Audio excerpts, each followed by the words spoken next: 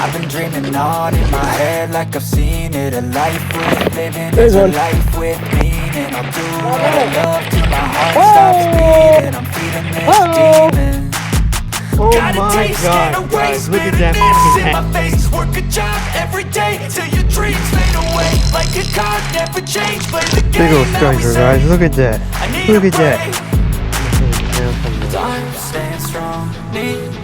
Big old girl from Pops. You're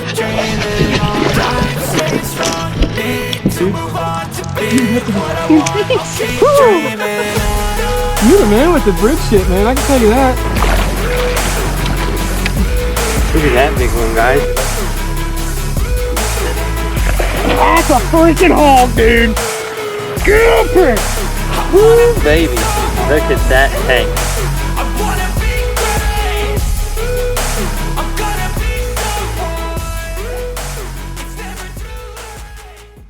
What's going on, guys? Bastion Out Moffat here, coming at you with a new video for this week.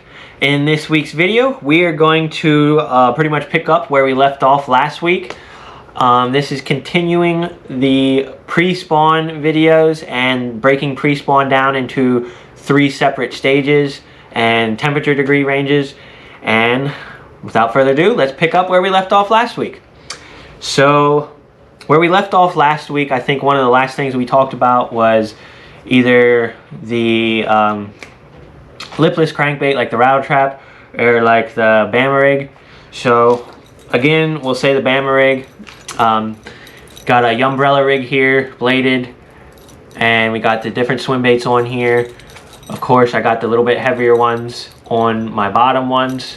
Kind of hard to tell there because they're all close together, but had like you can 1/8 see ounce on the bottom. We got that bigger one there, and then here's the smaller one there. That one's like a 1/4 ounce. The smaller ones, kind of like I said last week, help you keep the rig straight down and running right and true in the water. So I'm not going to go crazy on that because we covered it last week. And if you want to, you can check out a video on an A-rig. The Bama rig is one of the best baits to draw in fish this time of year, and really draw in the big ones especially.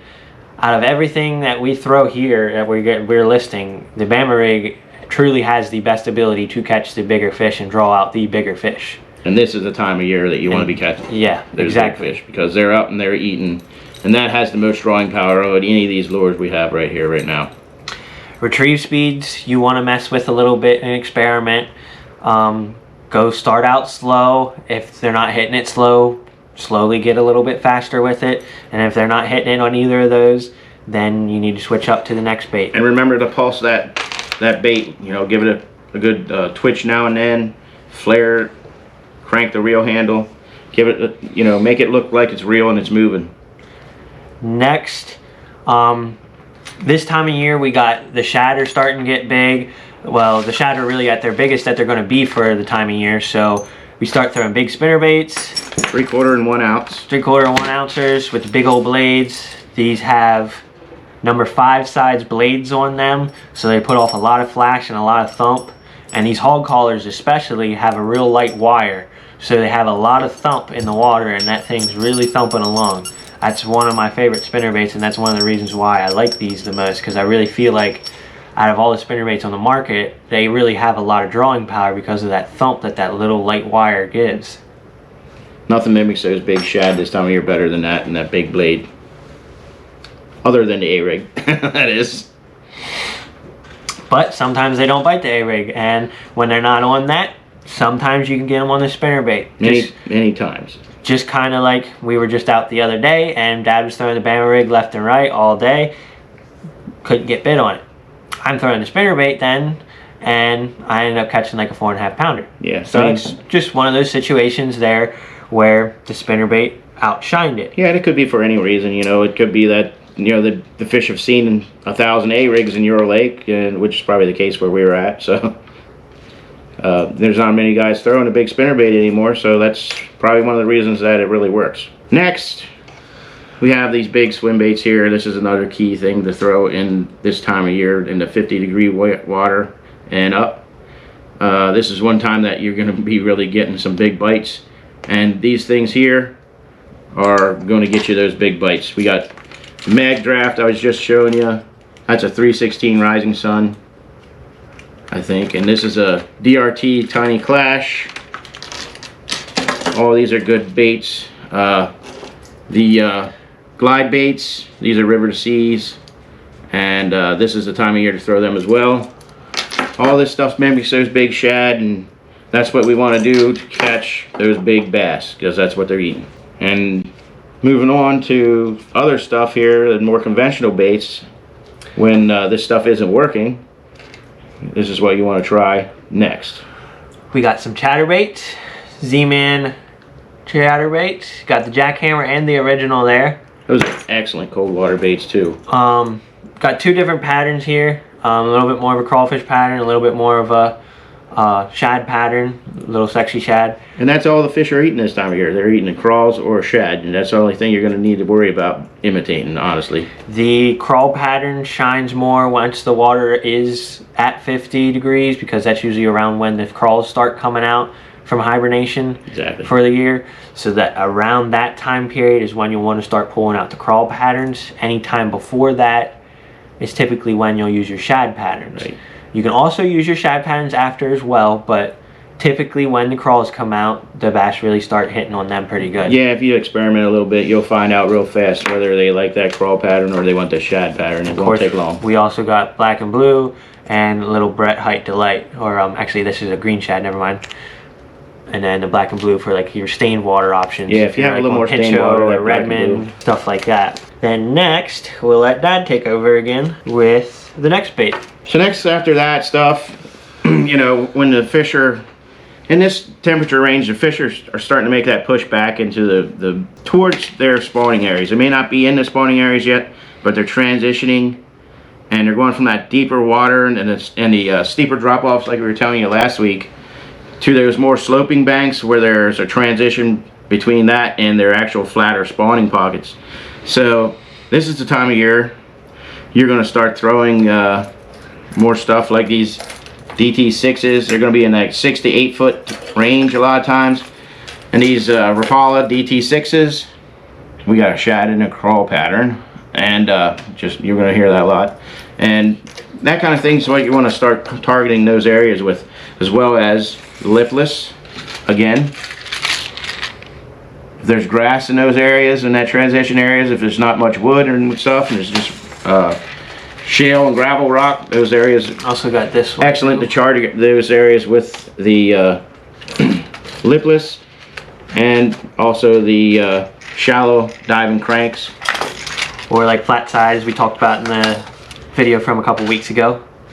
Any of those baits are going to work in those areas there as they start to transition back into those spawning pockets.